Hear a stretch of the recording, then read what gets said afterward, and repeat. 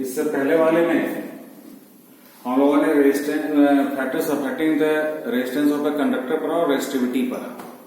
तो रेजिस्टिविटी के बारे में एक चीज और ध्यान रखिएगा कि जो गुड कंडक्टर्स होते हैं उनका रेजिस्टिविटी बहुत लो होता है और जो बैड कंडक्टर्स इंसुलेटर्स होते हैं उनका रेजिस्टिविटी बहुत हाई होता है और जो सेमी कंडक्टर्स होते हैं उनका रेजिस्टिविटी मॉडरेट होता है। अब इसमें हम लोग कुछ क्वेश्चंस को डिस्कस करेंगे जो रेजिस्टेंस और रेजिस्टिविटी पे बेस्ड है। तो सुविधा के लिए चारों क्वेश्चन को मैंने पहले लिख लिया है।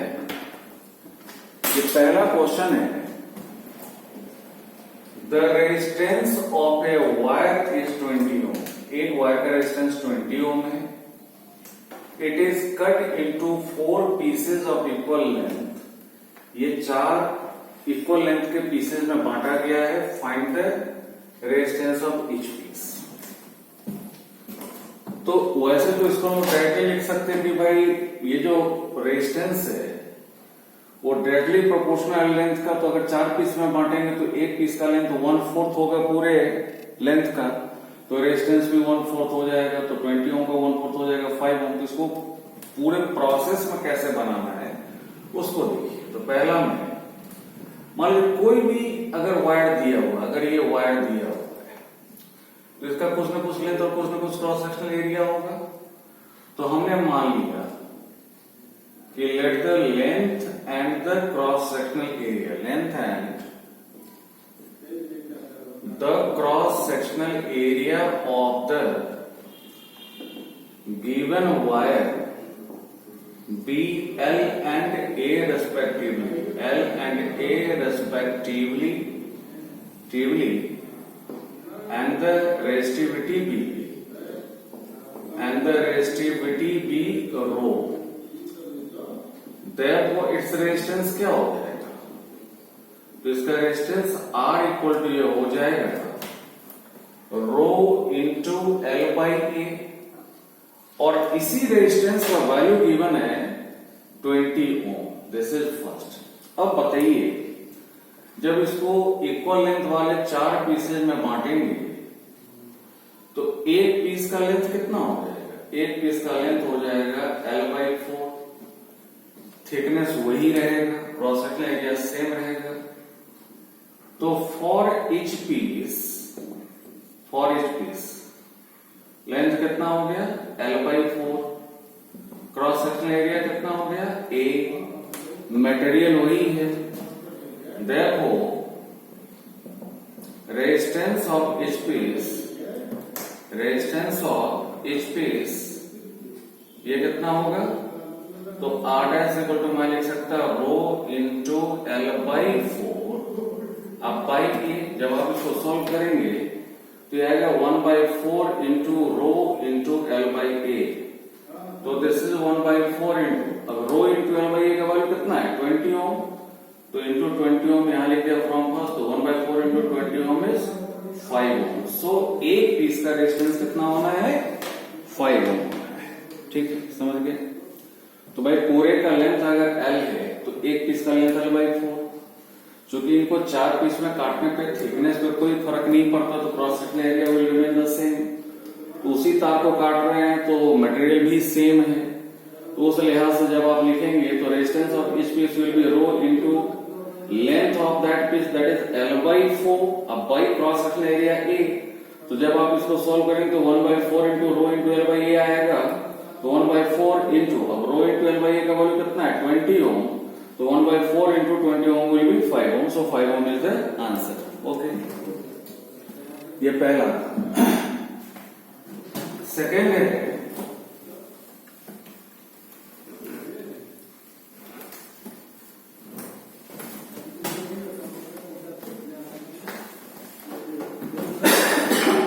सेकेंड क्वेश्चन है, एक कंडक्टिंग वायर है रेजिस्टेंस 10 ओम। एक कंडक्टिंग वायर का resistance 10 ohm. It is cut into 5 pieces of equal length. उस वायर को 5 इक्वल लेंथ के पीस में बांटा गया है। And if these pieces are bundled together find the resistance of the bundle. तो बंडल टुगेदर का मतलब है कि मान लेते हैं ये डिफरेंट पीसेज है, इसको हम लोगों ने ऐसे बंडलिंग कर दिया, ठीक है। तो जब आप बंडलिंग करेंगे तो लेंथ, पूरे बंडल का लेंथ वही होगा जो एक पीस का लेंथ होगा, लेकिन क्रॉस सेक्शनल एरिया बढ़ जाएगा। देखिए इसको कैसे बनाएंगे। तो फिर यहां पे वही चीज किया हमने कि भाई मान लेते हैं कि अगर ये गिवन वायर है जिसका लेंथ L है और क्रॉस सेक्शनल एरिया A है, तो if for the given wire, मैं इसको डायरेक्ट लिख रहा हूं, ऐसे जब आप लिखेंगे एग्जामिनेशन में तो आपको लिखना पड़ेगा स्टेटमेंट में कि let the length BL and the cross sectional area भी A। तो for the given wire resistance R equal to rho into L by A, और ये दिया हुआ है 10 ओम के बराबर। This is first. It is cut into 5 pieces of equal length. अगर आप इसको 5 पीस में बांटेंगे तो एक पीस का लेंथ कितना होगा? L by 5। तो एक पीस का लेंथ हो गया L बाई 5। तो ऐसा 5 पीस है, तो इन पांचों को बंडलिंग करते हैं। तो एक साथ रखते हैं, 3 4 5, ये 5 बंडलिंग किया। तो for the bundle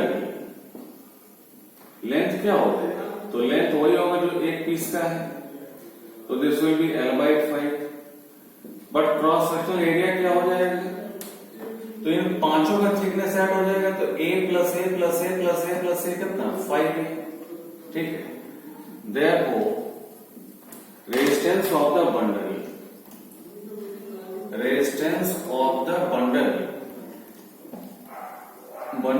R dash ले लिया, तो रो इसलिए लिया क्योंकि भाई मटेरियल तो वही है जो गिवन वायर का था, क्योंकि उसी को आप पीस में बांट रहे हैं।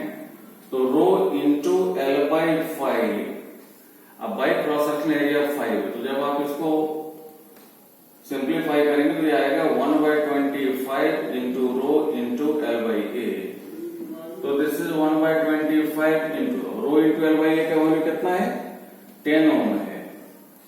यहां ले लिया फ्रॉम फर्स्ट, तो 10 ओम बाई 25 कितना होगा? तो पॉइंट अगर डालेंगे तो 100/0.4 ohm is the resistance of the bundle. ठीक है। तो गिवन वायर को अगर आपने 5 पीस में बांटा तो एक पीस का लेंथ हो गया L बाई 5।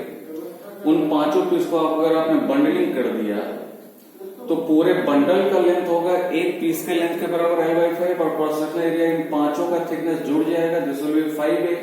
और जो आपको रेजिस्टेंस और रेजिस्टिविटी वाला फॉर्मूला मालूम है उसे आप बैठा दीजिए। तो resistance of the bundle R dash into rho into L by 5 by 5A, जो फाइनली सॉल्व करने पे आया 0.4 ओम। क्लियर? चलिए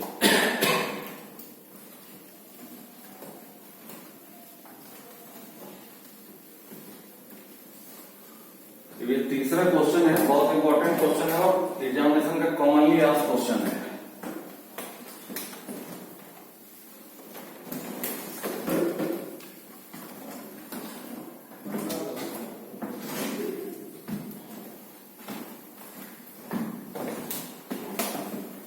तीसरा है, एक conducting wire of resistance 5 ohm is stretched till its length becomes stable. एक कंडक्टिंग वायर है 5 ओम का, जिसको आप स्ट्रेच कर रहे हैं, खींच रहे हैं। तो खींचेंगे तो लंबाई बढ़ेगा और थिकनेस घटेगा। तो तब तक आप उसको स्ट्रेच करते हैं जब तक उसका लंबाई पहले की लंबाई का डबल ना हो जाए। तो कहता है कि determine the resistance of the stretched wire. बहुत ध्यान से देखिएगा। तो फिर यहां पे अगर गिवन वायर है मेरा जिसका लेंथ L है और क्रॉस सेक्शनल एरिया A है, तो फॉर द गिवन वायर, ये स्टेटमेंट में हम लिख लेंगे सॉल्यूशन में, evaluate the length and the cross sectional area be L and A respectively and its resistivity be rho. So for the given wire resistance R equal to rho into L by A, और इसका value है दिया हुआ 5 ओम। ठीक, इसका value दिया हुआ 5। अब इसको आप स्ट्रेच करके डबल करते हैं, तो अगर आप डबल करेंगे तो जाहिर सी बात है कि इसका ये जो वायर था अगर आप इसको डबल करेंगे, ये समझाने के लिए बस मैं यहाँ पर फिगर से फिर डिनोट कर रहा हूँ। गिवन वायर का लेंथ है एल और क्रॉस सेक्शनल एरिया ए था, इसको आप स्ट्रेच करेंगे तो ये तार कितना हो जाएगा और इसका लंबाई बढ़ जाएगा, और ये लंबाई कितना कह रहा है, ये लंबाई का रेट डबल हो गया 12। इसका cross sectional area A dash मान लेते। अब यहाँ पे थोड़ा मेंसुरेशन का कॉन्सेप्ट है भाई। अगर आप इसको स्ट्रेच कर रहे हैं तो मटेरियल तो वही है, भले ही लेंथ और क्रॉस सेक्शनल एरिया चेंज हो रहा है, लेकिन मटेरियल का जो अमाउंट है, वॉल्यूम है, वो उतना ही है। तो हमने यहाँ पे लिखा for stretched wire length is 2L and cross sectional area equal to A dash हमने मान लिया, cross sectional area A dash मान लिया। अब ये बताइए, क्लास 9 में भी पढ़ा था आपने, ये जो वायर है सिलेंडर के फॉर्म में होता है, तो भाई सिलेंडर का वॉल्यूम में cross sectional area into length लिख सकता। तो now volume of stretched wire equal to volume of given wire. तो चूंकि वॉल्यूम क्रॉस सेक्शनल, ये जो पाई आर स्क्वायर एच होता है सिलेंडर का वॉल्यूम, उसको मैं cross sectional area into length भी लिख सकता। तो इस स्ट्रेच्ड वायर के लिए क्रॉस सेक्शनल एरिया हो गया ए डैश और लेंथ हो गया 2L। तो A dash into 2L equal to A into L. यहां लिख देंगे since volume equal to cross sectional area into length. तो यहाँ पे एल एल कैंसिल हो गया, that implies A dash equal to a/2। मतलब ये हुआ कि अगर आप लंबाई डबल करेंगे तो क्रॉस सेक्शनल एरिया हाफ हो जाएगा, लंबाई आप ट्रिपल करेंगे तो क्रॉस सेक्शनल एरिया 1/3 हो जाएगा। ठीक है, तो यहाँ पे मैंने बना के दिखाया कि क्यों होगा, लेकिन अगर आप चाहें तो एग्जामिनेशन में डायरेक्टली इस बात को लिख सकते हैं। नाउ रेजिस्टेंस ऑफ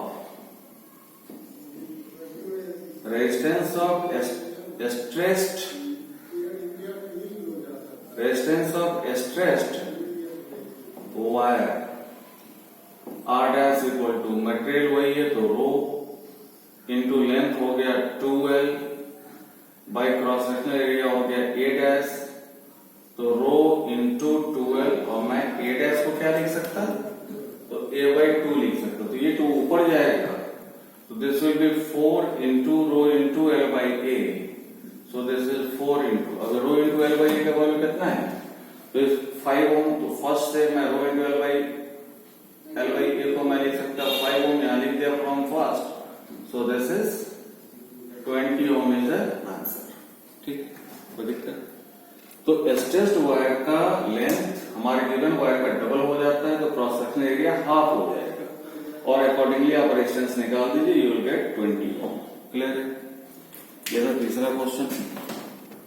अब चौथा क्वेश्चन है, जब देखिए इसको,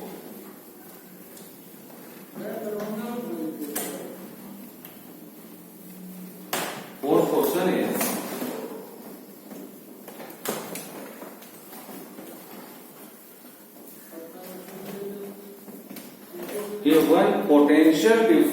when potential difference of 2 volt is applied across the ends of the wire of length 5 meter, a current of 1 ampere is found to flow through it। मतलब ये कि ये 5 मीटर लंबा एक वायर है, अगर इसके दोनों एंड्स के अक्रॉस पोटेंशियल डिफरेंस 2 वोल्ट का अप्लाई किया जाता है, तो इससे जो करंट फ्लो करता है दैट इज 1 एम्पीयर। ठीक है, ये दिया हुआ है। यहां 3 बातें निकालनी है हमें। Calculate the resistance per unit length of the wire. Per unit length मतलब 1 मीटर का कितना रेजिस्टेंस होगा, तो सबसे पहले पूरे कंडक्टर का रेजिस्टेंस हम निकाल सकते हैं। तो भाई आपने ओम्स लॉ से क्या पढ़ा कि V equal to IR by ohm's law, देखो R इक्वल टू क्या हो जाएगा, V बाई I। तो V है यहाँ पे 2 वोल्ट्स बाई I है 1 एम्पियर, तो दिस इज 2 ओम ये रेजिस्टेंस किसका हो गया, तो पूरे गिवन वायर का। तो देखो हमें पहला निकालना है the resistance per unit length, the resistance per unit length. तो पर यूनिट लेंथ तो बहुत सिंपल तरीके से इसको निकाल सकते हैं आप। भाई 5 मीटर का रेजिस्टेंस निकल गया 2, तो यूनिटरी मेथड से 1 मीटर का रेजिस्टेंस निकाल सकते हैं। तो this is 2 ohm by 5 metre, तो this is 0.4, 2 by 5 is 0.4 ohm per metre, मतलब 1 यूनिट लेंथ का जो रेजिस्टेंस हो गया दैट इज 0.4 ओम। क्लियर? फिर इसी में सेकेंड पार्ट है the resistance of 2 metre length. अब 1 मीटर का लेंथ मालूम है, 1 मीटर लेंथ का रेजिस्टेंस मालूम है, तो 2 मीटर लेंथ का क्या होगा, तो resistance of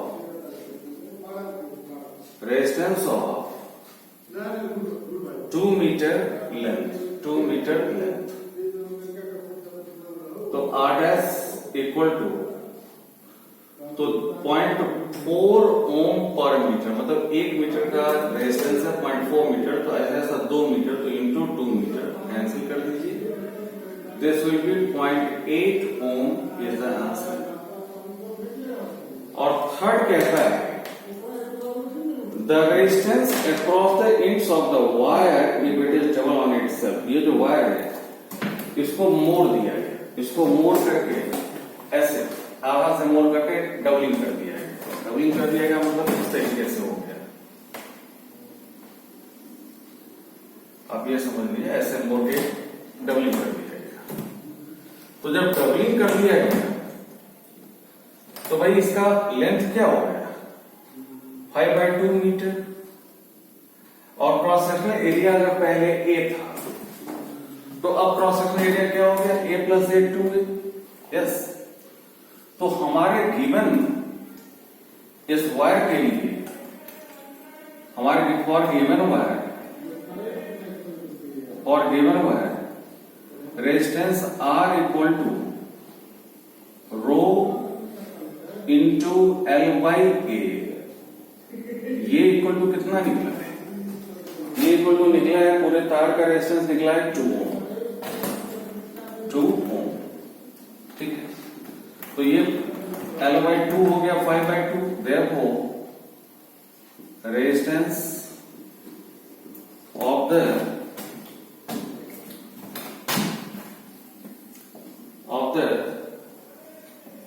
new cell R double dash क्या हो जाएगा, तो मटेरियल वही है, तो रो इंटू लेंथ हो जाएगा L/2, and cross section area हो गया a plus a, this is 2a, तो ये हो जाएगा 1/4 इंटू रो इंटू L/A, तो this is 1/4 into rho into L/A का वैल्यू कितना है 2, तो 2/4, तो 2/4 is 0.5 ohm is the answer.